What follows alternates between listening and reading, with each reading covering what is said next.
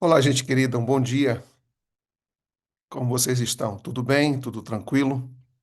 É um prazer cumprimentá-los mais uma vez e poder abrir a palavra de Deus aqui agora, nesse momento, refletindo um pouco sobre Romanos, capítulo número 8. Se você estiver com sua Bíblia, por favor, abra sua Bíblia agora em Romanos, capítulo de número 7. A gente vai fazer aqui uma introdução rápida em Romanos, capítulo número 7. É, Romanos 7, a parte final, vai servir de introdução para a gente conhecer e descobrir e saber quais são as ênfases principais do capítulo de número 8.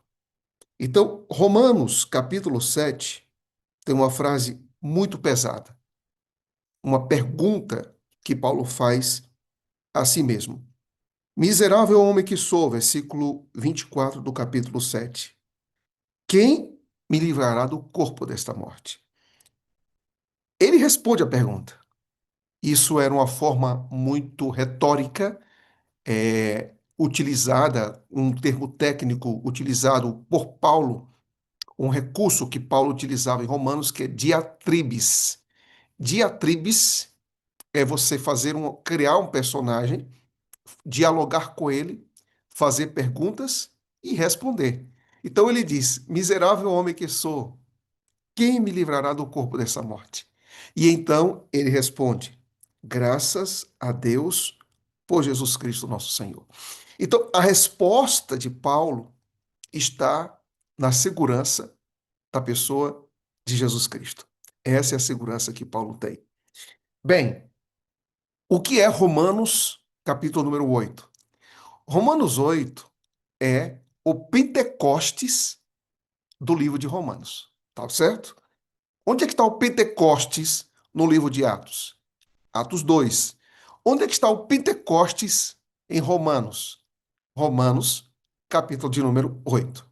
Para a gente agora descrever e entrar um pouco mais dentro disso, eu vou aqui compartilhar a tela e vou mais uma vez convidar você a, a seguir um conteúdo que é um conteúdo completamente voltado para a missão, que é o meu Instagram, PR Lucas Alves. Inclusive, você está vendo aí agora a sala 57, de 4 a 8 de agosto do livro de Romanos. Está aí, tá certo? Então, conteúdo bíblico, cortes de pregações, pensamentos, reflexões, você encontra aí. Mas vamos para Romanos.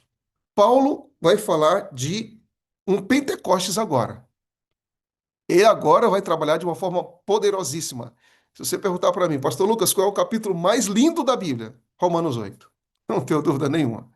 Porque Romanos 8 ele faz assim, uma linha do tempo passado, presente e futuro.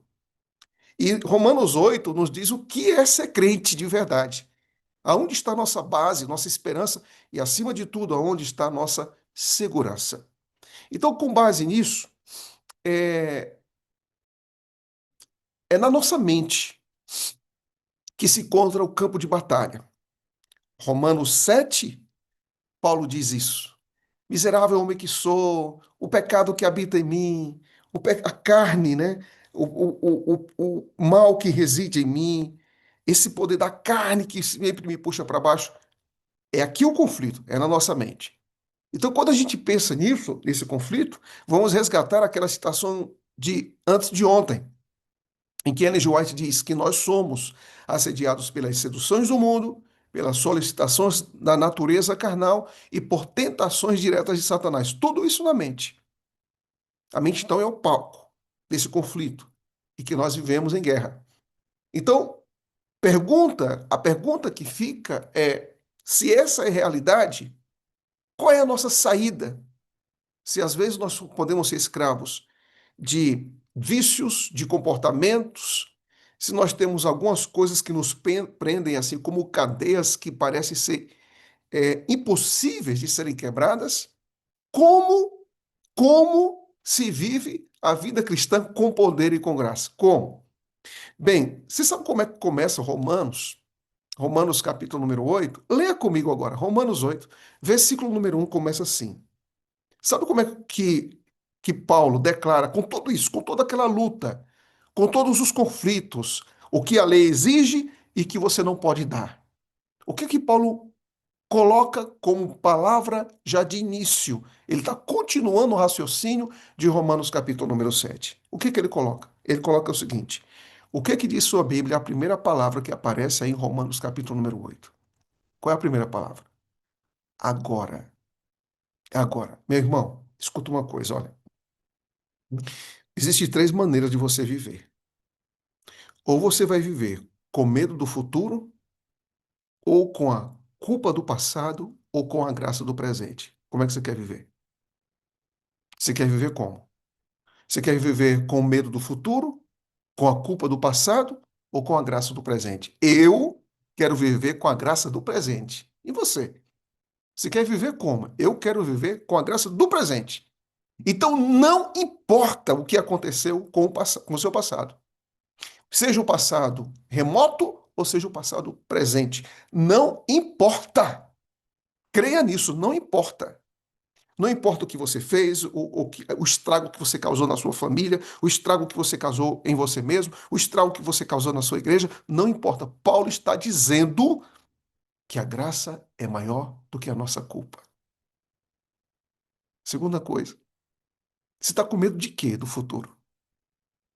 Em que você coloca a base da sua vida? Você está se sustentando em quê? Em quê? Qual é a sua referência? Qual é a sua âncora? Se não for Cristo, você vai ter medo. Se for seres humanos, política, seja lá o que for, você vai ter medo. Agora, Cristo é aquele que lança fora todo medo. A graça, ela é abundante, ela é presente. A graça, escuta, a graça é abundante e é presente. Ela foi presente ontem, ela é presente agora e está presente amanhã.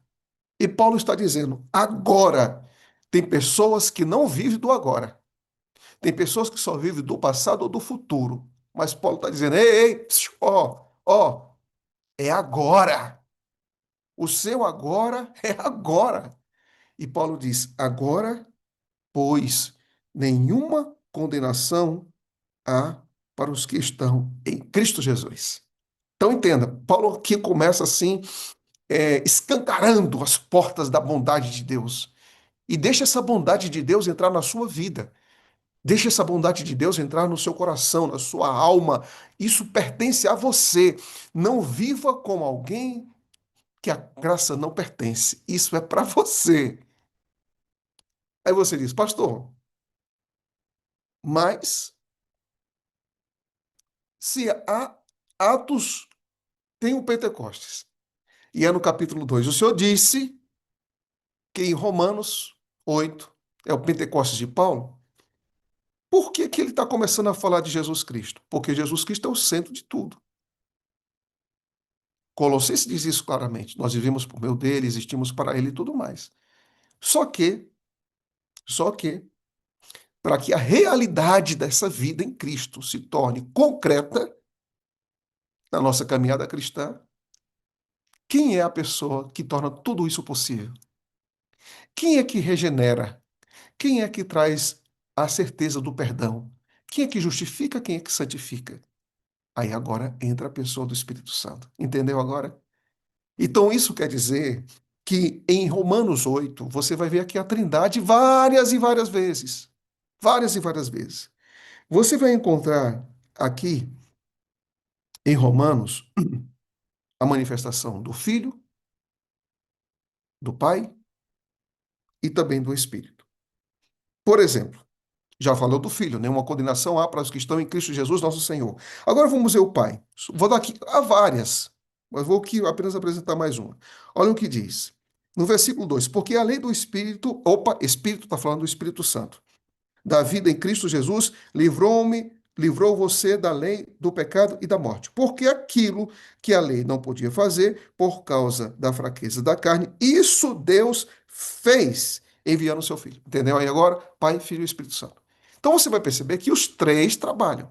Então ele faz isso logo no início, Paulo vai fazer isso no final, mas durante todo esse corpo de Romanos, capítulo número 8, Paulo vai dizer: agora você vai ver como é que funciona a vida cristã.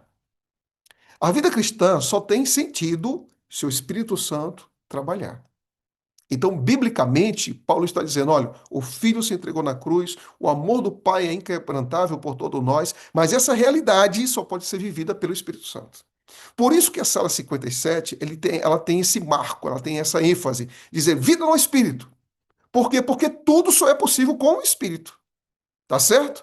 Então, veja bem, Romanos capítulo número 7. Sabe quantas vezes a palavra Espírito vai aparecer em Romanos 7? Uma vez, que é no capítulo 7, versículo número 6. Sabe quantas vezes a palavra Espírito vai aparecer em Romanos capítulo número 8? 17 vezes. O que você acha disso? O que você acha disso? Romanos 7, uma vez. Romanos 8, 17 vezes. Vamos aqui agora mencionar algumas coisas, alguns pontos que Paulo destaca sobre a obra do Espírito em Romanos, capítulo de número é, 8. Primeiro, Paulo disse, eu acabei de ler o texto e vou ler novamente, diz, porque a lei do Espírito da vida em Cristo livrou você da lei do pecado e da morte. Primeira ênfase, guarde isso no seu coração.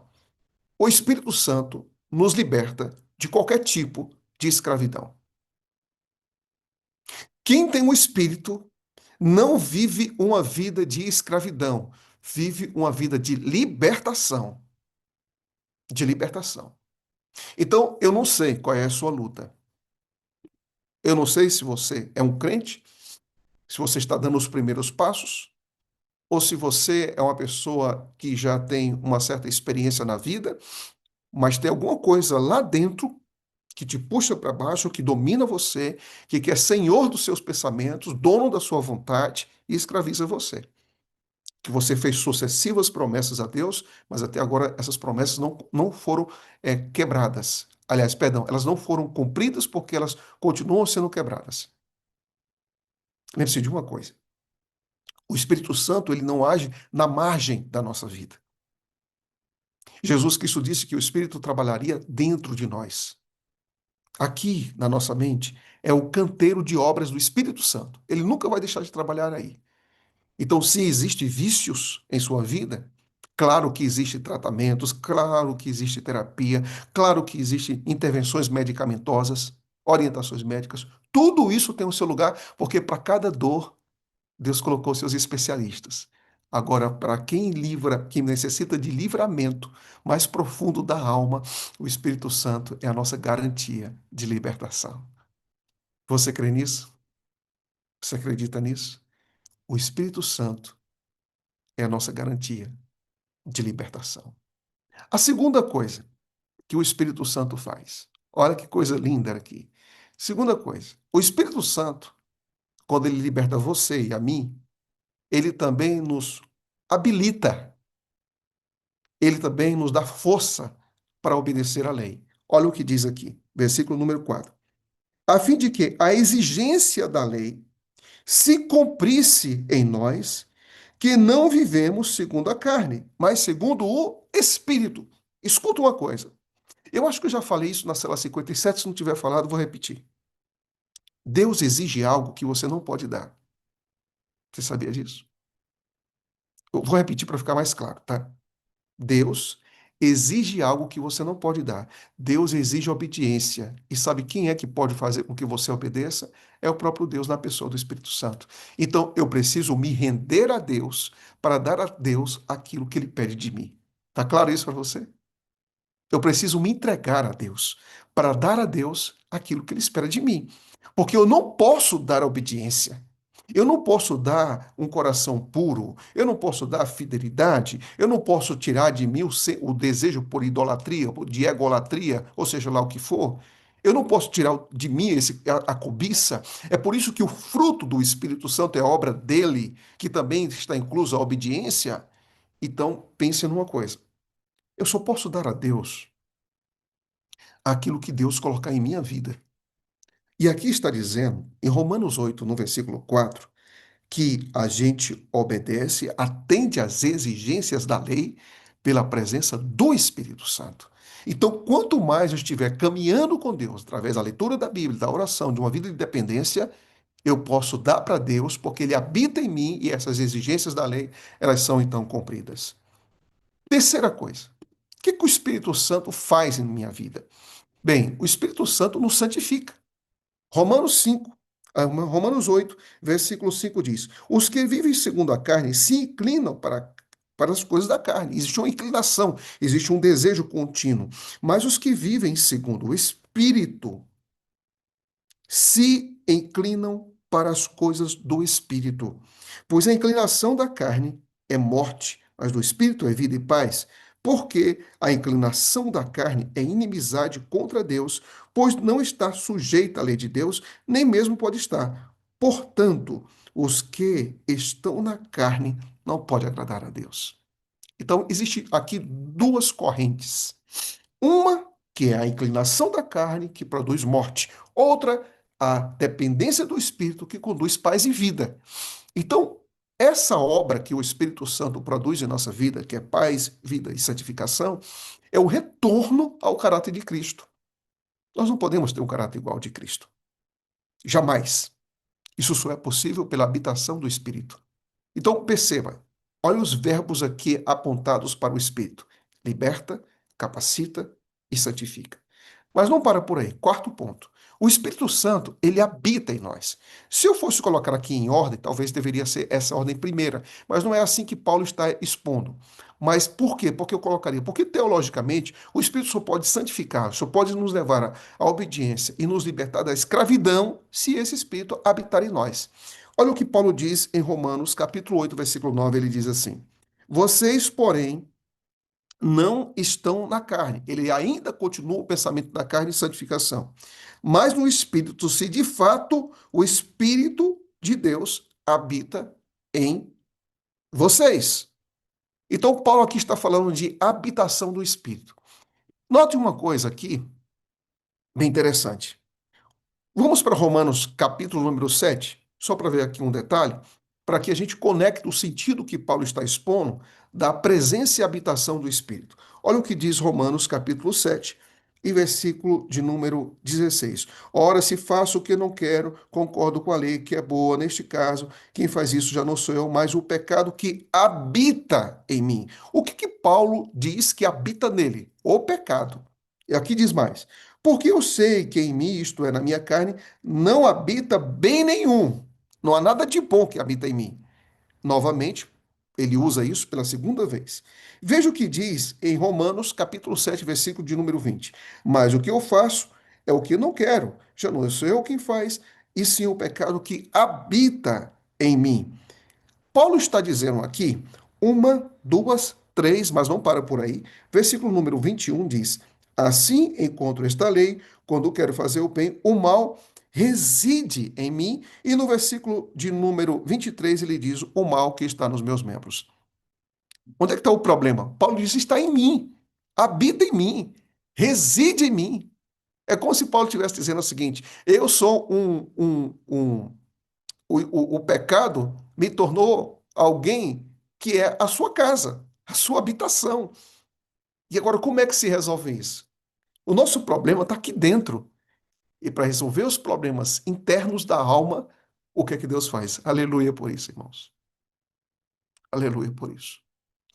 Para resolver os problemas internos da alma, Deus habita em nós. Amém?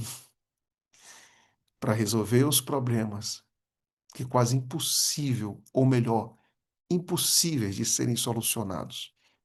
Se o pecado ele me fez da minha vida a sua casa, o Espírito Santo fez da minha mente o seu templo, o seu templo. Se a luta é aqui dentro, se a obra do pecado é aqui dentro que Deus vai agir. Se as suas lutas, elas são duríssimas aí dentro de você, e você tem coleção de quedas, de fracassos, de desânimos e de derrotas, é dentro de você que Deus vai agir.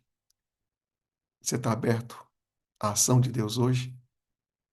Ele tem poder muito maior do que o poder e o estrago que o pecado pode fazer. Deus tem o poder da restauração e da santificação, porque ele habita em nós. Continuando,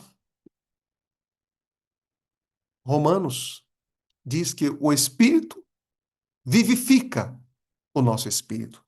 Romanos, capítulo 8, versículo número 10 diz: Se, porém, Cristo está em vocês, o corpo, na verdade, está morto por causa do pecado, mas o espírito é vida por causa da justiça. Paulo também diz que o espírito nos orienta como filhos de Deus.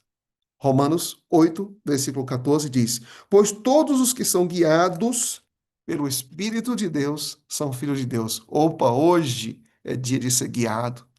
Hoje é dia de fazer escolhas. Hoje é dia de tomar decisões, mas sempre guiados pelo Espírito Santo.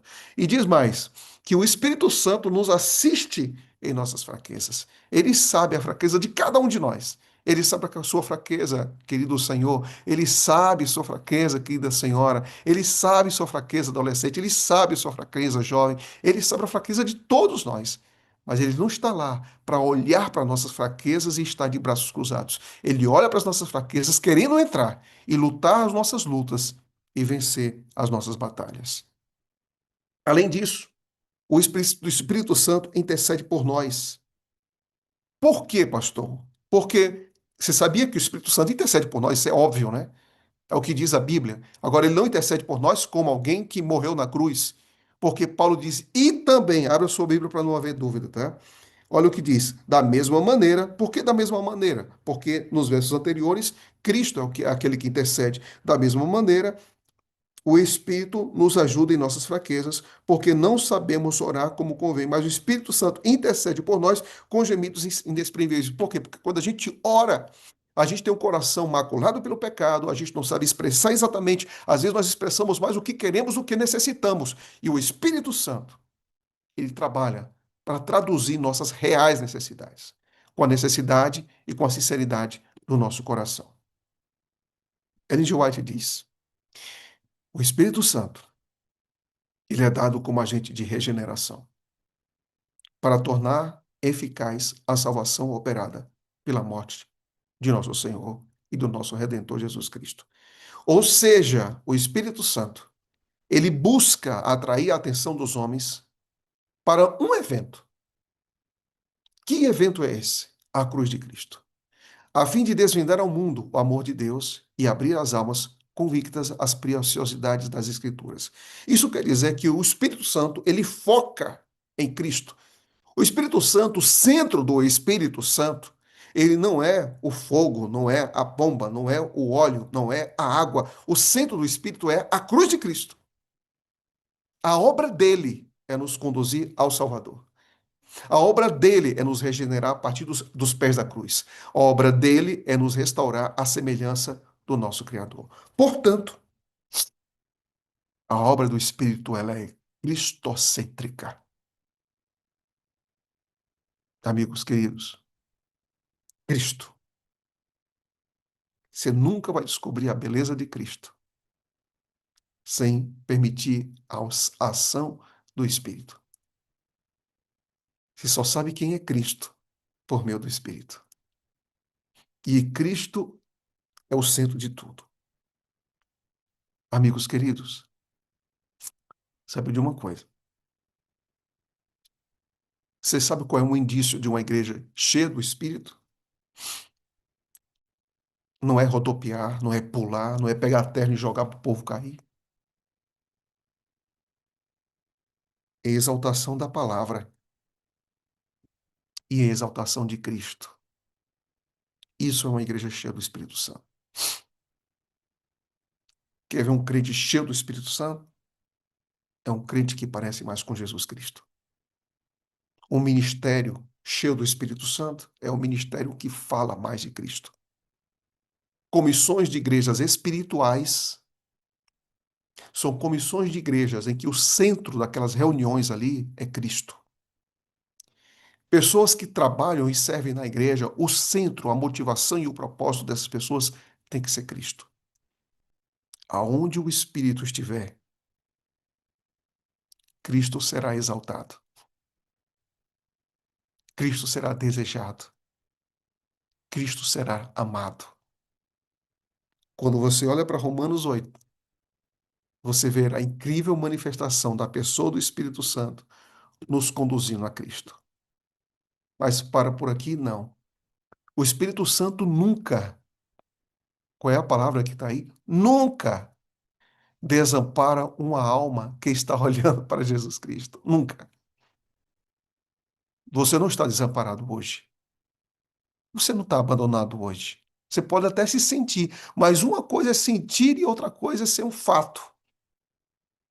Não baseie sua vida com aquilo que você sente. Baseie sua vida com aquilo que Deus revela. E aqui está o fato, a revelação da palavra, que aponta que se você estiver olhando para Cristo, você não está abandonado. Ele toma do que é de Cristo e mostra àquele que procura. E se o olhar se mantiver fixo em Jesus, a obra do Espírito não cessará até que a alma seja moldada à sua imagem. Deus é um especialista em restauração de corações quebrados. Isso se manifesta na vida prática. Um homem que tem o Espírito Santo em sua vida não vai desistir de seu casamento. Uma mulher que é cheia do Espírito não vai desistir dos seus filhos e nem do seu marido. Um homem e uma mulher que é cheia do Espírito será fiel nos dízimos e nas ofertas. Um homem e uma mulher, um servo de Deus que acredita no Espírito Santo, vai sair coisas boas da sua boca. Não viverá uma vida desequilibrada, impetuosa, insolente, desvirtuosa. Não, porque não é isso que o Espírito Santo produz. O Espírito Santo produz em nós poder e graça e uma semelhança incrível com Jesus Cristo. Pela graciosa influência do Espírito, diz ela, o pecador é transformado no Espírito e no propósito até tornar-se um com Cristo. Quem é que nos torna um com Cristo? É o Espírito Santo. Vamos para a parte final dessas reflexões de hoje. Primeiro, o que nós podemos aqui falar? Primeiro, Paulo diz em Romanos 8, versículo 18, porque para mim tenho por certos, e agora a gente vê essa beleza de Romanos. Que capítulo formidável. Porque para mim, eu não sei vocês, eu não sei o que está passando na cabeça de vocês, mas Paulo diz, para mim, que estou experimentando isso, eu tenho por certo, eu tenho por certo que a gente sofre, que os sofrimentos do tempo presente não podem ser comparados com a glória a ser revelada no futuro. Queria dizer algo para vocês. Dor não se compara. Dor não se compara. Eu não posso comparar minha dor com a sua dor. Mas eu posso comparar o meu sofrimento, nós podemos comparar o nosso sofrimento com a glória que há de vir. E Paulo está dizendo o seguinte: olha, vocês não têm ideia do que está aguardando por vocês. Eu não sei se você está enterrando aí um filho que você ama muito, eu não sei se você tem um parente que está na UTI, eu não sei se você está se despedindo de uma pessoa que está com câncer terminal, eu não sei qual é a sua história. Mas por mais dolorosa, por mais sofrida que seja a vida, existe um espetáculo de glória, existe a experiência da vida eterna, existe a convicção da ressurreição, existe a manifestação desse mundo que Deus está preparando para nós com toda a sua plenitude, que eu não posso comparar. É verdade, a gente sofre. É verdade que a gente derrama lágrimas. É verdade que a gente enterra quem a gente ama. Mas existe uma coisa: nenhum tipo de sofrimento pode ser comparado com as providências que Deus está preparando na sua direção. Ah, pastor, mas você não sabe o que eu estou passando. Eu não sei. Mas você tem que saber o que Deus está providenciando. Não fique se detendo só no que você passa, por mais dura que seja a vida. Mas também olhe para aquilo que Deus está providenciando. E Paulo chama isso de glória.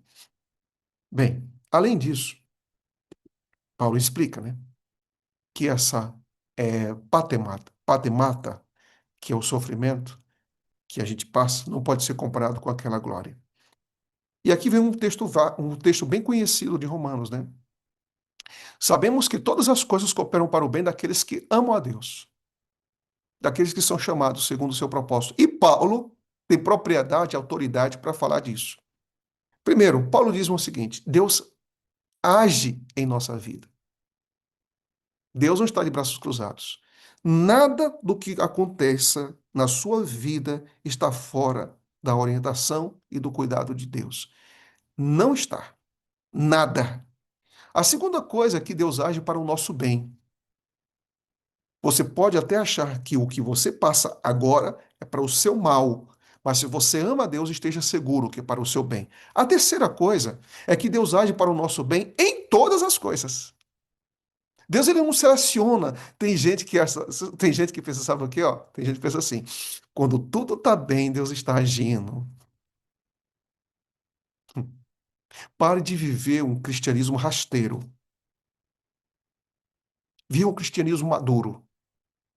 Deus ele não é soberano, ele não é soberano só no universo. Deus não é só soberano nessa terra. Deus não é soberano apenas na igreja. Deus é soberano na sua vida. Aconteça o que acontecer com a sua vida, veja Deus trabalhando. Veja Deus agindo. Mesmo que você não entenda. É muito fácil, sabe? Caminhar, escute isso. É muito fácil caminhar vendo o futuro lá no final. Vendo o caminho lá no final. Como é fácil, né? É fácil demais você caminhar vendo o final. Você sabe por quê? Porque você não precisa de fé. Muito fácil. Agora Deus procura homens e mulheres que não enxergam o final, que não sabem como vai terminar a situação que ela está passando, mas acredita que Deus está preparando o melhor no final. Você não precisa entender tudo. Você não precisa saber de tudo, porque cristianismo não é saber de tudo, não é conhecer tudo e não é ver o fim agora, mas é caminhar pela fé, acreditando que o amor de Deus não falha. É muito fácil ser um cristão previsível. Na verdade, isso não é cristianismo. Caminhe quando tudo estiver escuro. Caminhe quando você estiver no deserto. Caminhe quando você tiver perdas, mas continue caminhando. Isso é que faz diferença entre uma pessoa que desiste por qualquer coisa e uma pessoa que continua caminhando porque crê que todas as coisas cooperam para o bem daqueles que amam a Deus. E Deus age em todas as coisas para o nosso bem, mesmo que eu não esteja enxergando isso agora. Como é que eu vou terminar Romanos? Com perguntas. Romanos 8 termina com perguntas. Primeira delas, leia comigo aí, irmãos. Se Deus é por você, quem será contra você? Quem? Depois dessa história toda, né? Habitação, santificação, obra do Espírito, regeneração, restauração. Se Deus é por você, quem será contra você? A segunda coisa é, aquele que não poupou, segunda pergunta que Paulo faz, são cinco perguntas que Paulo faz. A primeira é, quem será contra nós? A segunda, aquele que não poupou seu próprio filho, antes por todos nós o entregou, porventura não nos dará graciosamente com ele todas as coisas? A maior promessa Deus já cumpriu. Jesus morreu por nós. Não fique pensando porque você não tem emprego, que Deus não ama você. Não fique pensando que porque você não tem saúde, Deus não ama você. Deus já deu o maior presente. Se você pudesse dizer o seguinte, onde é que está a maior âncora da minha vida para que eu tenha segurança no amor de Deus? Não é um ato futuro de Deus, foi um ato passado. Aquele que entregou o seu filho por nós, porventura, não entregará tudo? Por quê? Porque ele já entregou tudo em Cristo. Por isso nós temos total segurança. A terceira pergunta de Paulo. Veja qual é a terceira pergunta de Paulo. Quem tentará a acusação contra os eleitos de Deus? Eleitos porque escolheram o Espírito. Eleitos porque acreditaram no Calvário. Eleitos porque foram santificados e regenerados pelo Espírito. Eleitos porque sabem porque todas as coisas contribuem para o bem daqueles que amam a Deus. Não viva se condenando quando Deus já tomou seu fardo de culpa e já esqueceu. Tem pessoas que ficam lembrando da sua vida passada quando Deus já sepultou. Não faça isso. E nem viva de nenhum tipo de acusação que o diabo queira fazer com você. Não viva. A outra pergunta de Paulo é: quem os condenará? Em Cristo não existe nem acusação e nem condenação. Por quê? Porque nada pode nos separar do amor de Deus que está em Cristo Jesus, nosso Senhor. E quem é que nos dá essa cola a Jesus Cristo? É o Espírito Santo. E quem é que nos une ao Pai? É a pessoa de Jesus Cristo. Os três estão empenhados em seu favor. Eu concluo essa reflexão com um pensamento de Spurgeon. E Spurgeon disse assim: qual deve ser nossa ênfase hoje? Qual deve ser nosso trabalho hoje? Como pastor, como líder, como ancião, como ministério jovem, como ministério da mulher, como ministério dos adolescentes, das crianças? Qual deve ser nossa ênfase hoje? Qual deveria ser nossa preocupação primária hoje? Spurgeon disse: clamemos ao Espírito de Deus que nos faça e nos mantenha vivos para Deus, fiéis ao nosso ofício e úteis à nossa geração. Amigos queridos, vamos clamar pelo Espírito, né? Para que a gente tenha uma vida útil, para que essa geração possa encontrar sentido e propósito. Romanos 8 é o Pentecostes de Paulo, que ali está envolvido o Pai, o Filho e especialmente o Espírito Santo. 17 vezes todas as possibilidades da graça são possíveis, são alcançáveis pela obra do Espírito.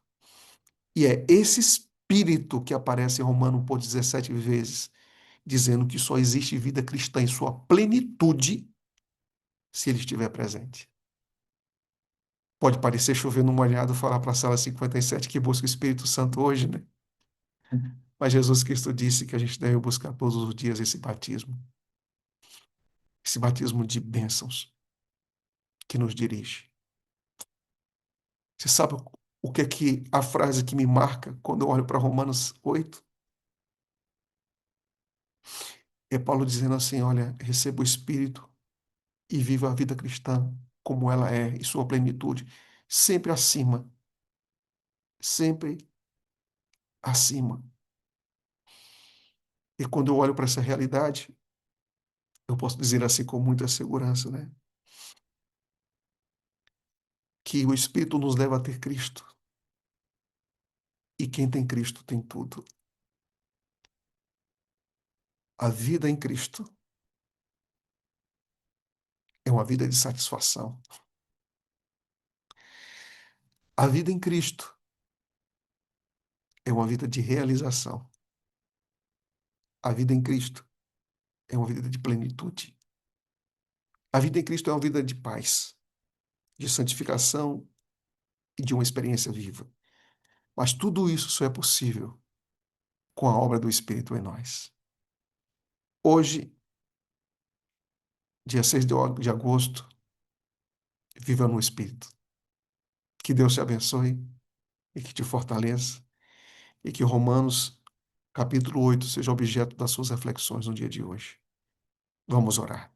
Bom Deus, obrigado, Senhor, por essa cachoeira de graça que vem a nós através do Espírito Santo, que nos convence que temos paz, que nós estamos acima de tudo e de todos porque nós estamos em Ti. Obrigado por essa âncora, por essa rocha. Obrigado, Senhor, por Tua palavra que nos restaura. Obrigado pelo Espírito que nos santifica. E obrigado pela cruz que nos transforma. Que o Senhor nos abençoe nesse dia, em nome de Jesus. Amém. Amém.